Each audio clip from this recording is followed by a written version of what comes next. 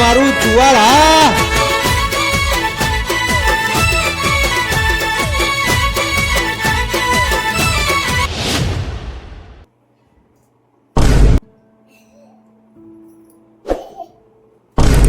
અલી કેમ આવું કરે તું? તને રમતા આવડે છે? ચાલ નીચે ઉતર જા. આવી રીતે નહીં રમવાનું, મારા ઉપર નાખવાનું. હું તો ખાલી રમતી હતી. તારા બચકા લઈ જા અહીંથી. જા રમ, જ્યાં રમવું હોય ત્યાં. મમ્મી બોલ. હું રમતી હતી તો બા મને બોલ્યા. કેમ બોલ્યા? ખાલી એમની જ હા મોટા મોટા હતા રમતે એ તો તે હાથે કરી નતું નાખ્યું ને? હા ચાલ હેડ ચાલ. મમ્મી શું કર્યું આને? તમને તો તમે એને વઢવા માંડ્યા. છોકરી ઘરમાં ના રમત ક્યાં રમે? બહાર જાય તો એમ છે કે પેલા જોડે રમે, નાની જોડે રમે. ઘરમાં રાખ. હવે ઘરમાં રાખું છું તો વળી ઘરમાં કંટાતી નહીં તમને? કેમ આવું બોલી કે ખંટાડતો નથી? આવું કહેવાય કે ખંટાડતો નથી? એ મારા દીકરાની દીકરી છે, મને કેમ ના ખંટાય? પણ એ મારા ઉપર ઢીંગલા નાક કરતી હતી, તે માટે મેં કહ્યું આવા સંસ્કાર આપ્યા છે. શું કીધું તમે? સંસ્કાર એટલે સંસ્કાર હું આપું એમ નહીં લેતી. એરી ઘરમાં જે વાતાવરણ જોવો ને એમાંથી છોકરું શીખે. કઈ બહાર રમવા જતી નહીં એટલે ઘરમાં જ રમે છોકરું. રમ તાર હું જોઉં છું એ કેવી રીતે ના પાડે છે. અને એમના ઉપર ના નાખતી તું. એ તને કહું છું ખાસ, એ એમના ઉપર નાખતાર તને બોલે ને અને અહીંયા બેસીને રમે એવું હોય તો.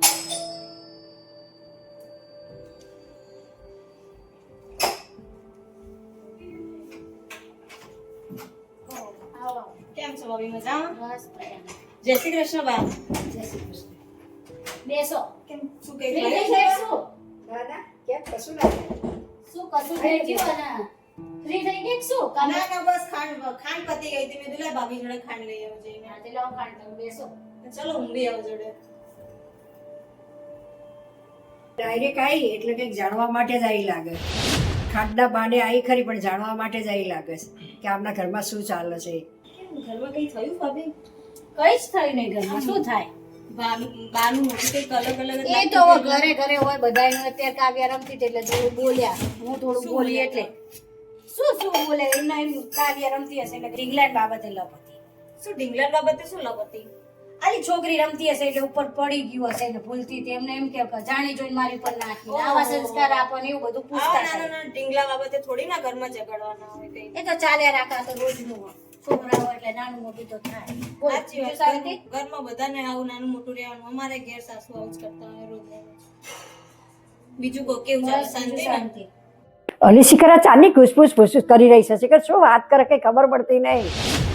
એક ધારી ચાંદની બે જણીઓ વાતો કરી રહી છે. અલી પાયલ, હા આઈ મમ્મી. બોલો શું કામ હતું તમારે? અલી ખાંડ હાલતા આટલી બધી વાર કરી દે. ચાંદની તમે વાતો કરો છો, વાતો કરવાની હોય આ રીતની. ખાંડ હાલતા આટલી બધી વાર ના લાગે તો ખાલી અમે કામ કેટલે કામ પહોંચ્યું સવારમાં. શું બીજું કામ વાતો હોય અત્યારમાં? મારે આટલું કામ બાકી છે ને એવી વાતો કરતા, બીજી કઈ વાતો નહીં કરતા કઈ. સારું ચલો હવે હું જઉં હો ભાભી. હા ચલો બા, જય શ્રી કૃષ્ણ. આ જાઓ. જય શ્રી કૃષ્ણ. તો ખાટના બાને વાતો લેવા આવી હોય, બીજું કઈ ના હોય. જાણવા આવે કેવું ચાલે છે. શું છે તમારે? એ શું વાત લઈ જઈ? એનું ગાંડી શું તે વાતો કરી દો. આપણા ઘરની ખાલી જે થયું તે કહેતી હતી. આ જ્યાં શબ્દ કર્યા ભાઈ સાહેબ ઘરમાં જા. કોઈ આવે એ તમને ગમતું નહીં. ખાલી એટલે જ ગમે તમને. છોકરું રમે એ નહીં ગમતું તમને. અને એવું થોડું હોય? જા સાહેબ ઘરમાં જા. બોલાવાની વધારે પોલીસ ની માર સામે.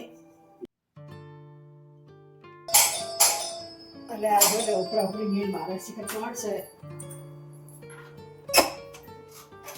જય શ્રી કૃષ્ણ બા. જય શ્રી કૃષ્ણ. કેમ દરવાજો ખુલ્લો હતો? અરે હવે કાવ્યા બહાર ગઈ છે. કેમ કે ભાભી દેખાતા નહીં? ભાભી તો શું કામ હતું તારી ભાભી? અરે હું શાક માર્કેટ ગઈ જતી હતી પણ એટલે અમારે તો બધું શાક ભરેલું જ છે ઘરમાં. પણ તોય મેં કીધું એકલી જતી હતી, ભાભીની કંપનીમાં નહીં જાય એમ. એ તો શાક તો બધું ભરેલું છે એટલે કઈ કામ નથી તારે. હા હું અહીંયા જ છું અને આવું છું રે થેલી લઈને. હો તારે ક્યાં જવાની જરૂર છે? શાક તો બધું ઘરમાં ભરેલું છે. એ તો આ કાવ્ય માટે ફ્રૂટ લેતી આવું ને આવું એકાદ બે શાક લઈને. કઈ જરૂરી નહીં શાક લેવા જાવ. હેડો એમની જોડે જોઈએ. ઘણી વાર મારી જોડે આવતા હોય, જવું પડે. એટલે બસ એ રીતે તમારે જવાનું એમ ને બેન પડ્યું? હેડો હા આવીએ. આ જાઓ બેન પડ્યોના સંગમાં રહ્યો. કઈ સાંભળતી જ નહીં મારું તો. ગમે એમ કહીએ નહીં આપણે કઈ સાંભળવાનું નહીં. આ ફળ દઈને થેલો લઈને નીકળી જાય. આને કઈ એમ થયું કે મારી સાસુ શું કે શાક બધું ઘરમાં ભરેલું છે, ફ્રૂટે બધું ઘરમાં ભરેલું છે, પણ આ તો બેનપણીઓને વાતો કરવા માટે જતી હોય, બીજું કઈ નહીં, વાતો કરવા જ જતી હોય. કરો તમ તાર વાતો, જાઓ. આ કેમ દરવાજાનું બધું ખુલ્લું હતું મમ્મી?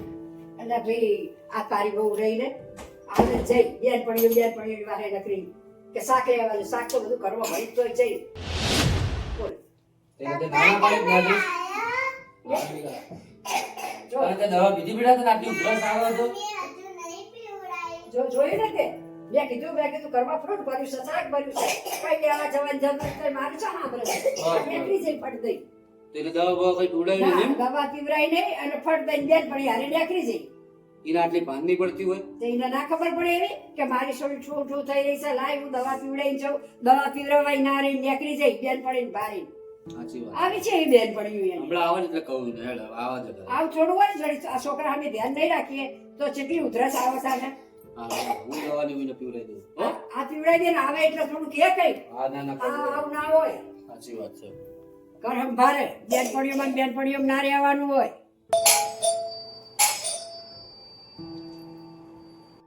તું રહેવા દે મમ્મી, હું ખોલું.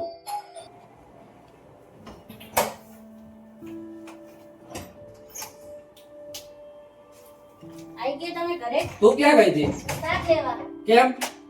કેમ એટલે શાક લેવા ગઈ હતી. આ ઘરમાં શાક નહીં પડ્યું તને? દેખાતું નહીં ફ્રીજમાં? તે શાક હતું તો જો શાક અરે લઈને તે મમ્મીએ શાક તને નતું. શાક લેવાની ના પાડી, તું શાક લેવા ગઈ કેમ?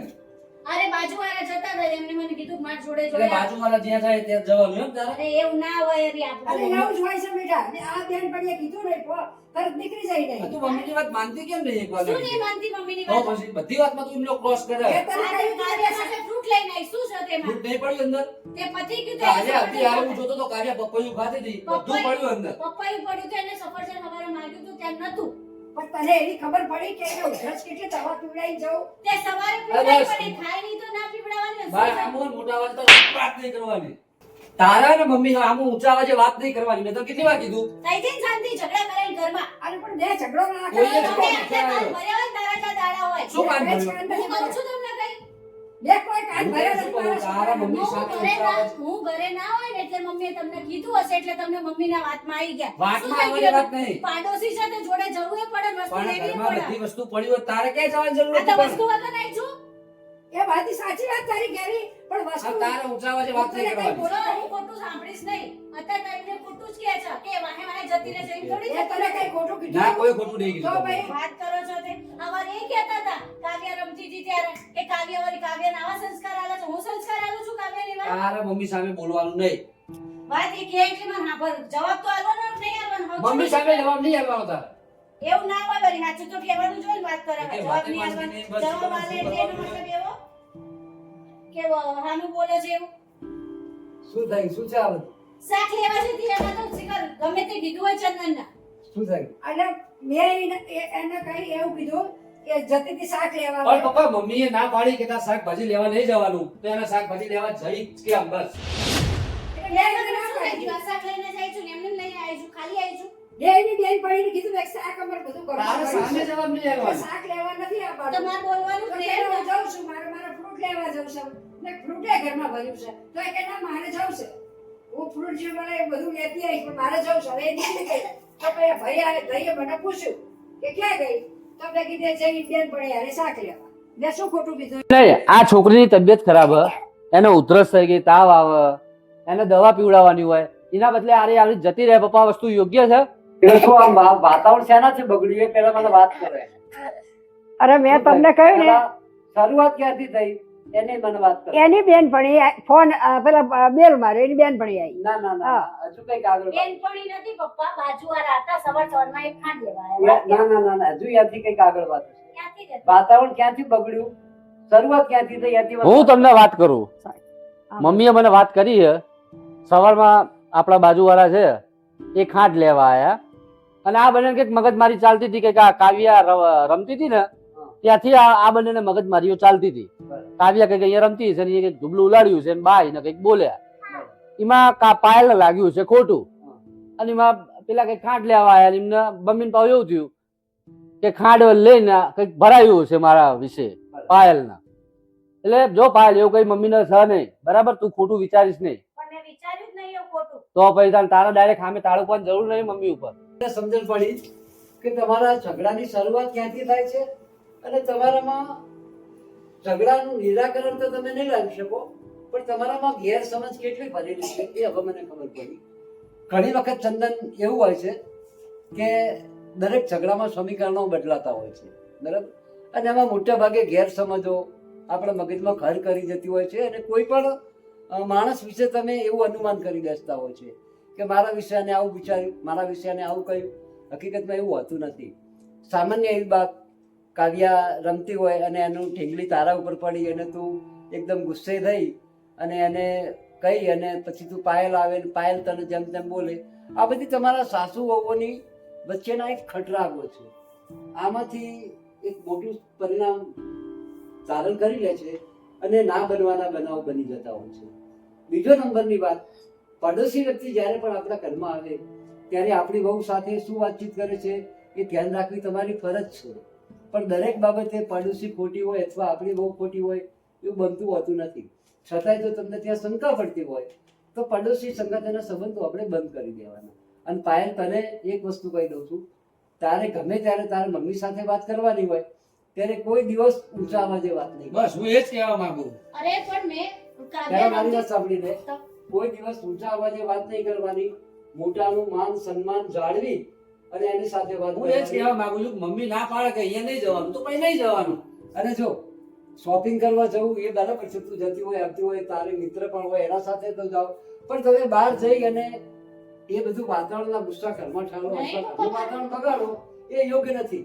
કોઈ પણ બાબત હોય એનું જાહેરમાં બેસી અને તમે અત્યારે હું પાછી એક શબ્દ હું નહીં બોલી. આમને શું છે? આજ બોલ્યા છે, પૂછી જો એમને. એમને મારા પર હાથ બી ઉપાડે, એમને પૂછો તમે. હાથ તો છાપા. પહેલા વાત જાણવી જો જોઈએ. હું એને પણ કહી દઉં છું કે ચંદન, નાની એવી બાબતોમાં આપણો ડાયરેક્ટ બે પક્ષની વાત પાયલ ઉપર હાથ સાંભળો ઉપાડવો એ પણ યોગ્ય નથી.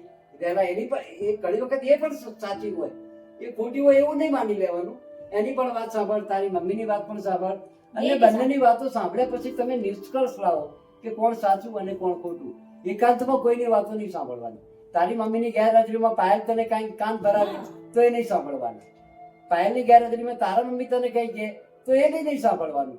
જ્યારે સાંભળવું હોય ત્યારે બંનેની હાજરીમાં સાંભળો.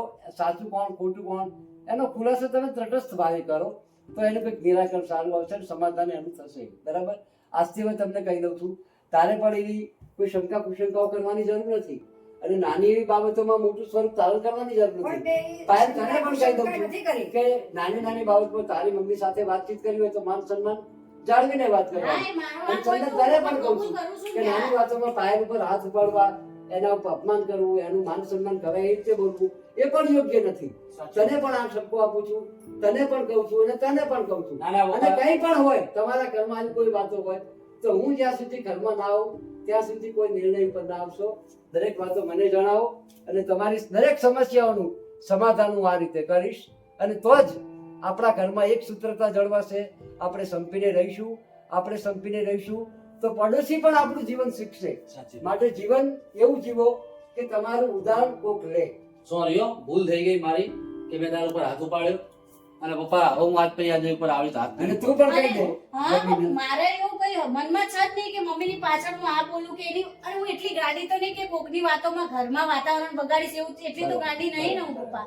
ઘર તો મારું છે ને, એની વાતમાં આવીશ તો મારા ઘરમાં ઝઘડો થવાનો છે. ચોક્કસ આપણું ઘર અને બને. ઘરના તો બાર વાળા તો મજા જ લેવા આવવાના છે. કશું કઈ પેલું નહીં કરવાના કે હા ભાઈ હું તારા કામમાં છે ઘડી કાંઈ મજા જ લઈને જતા રહેશે. ચોક્કસ સાચી વાત. અને આ જોડે રહેશે, મને ખબર છે. અને જો તમને બેયને કહી દઉં છું કે તમે સાસુ વહુની જેમ નહીં પણ મા દીકરીની જેમ રહો અને તમારા પ્રેમથી રહો, અને હળીમળી રહો અને એકબીજાના સુખ દુઃખના ભાગીદાર બનો.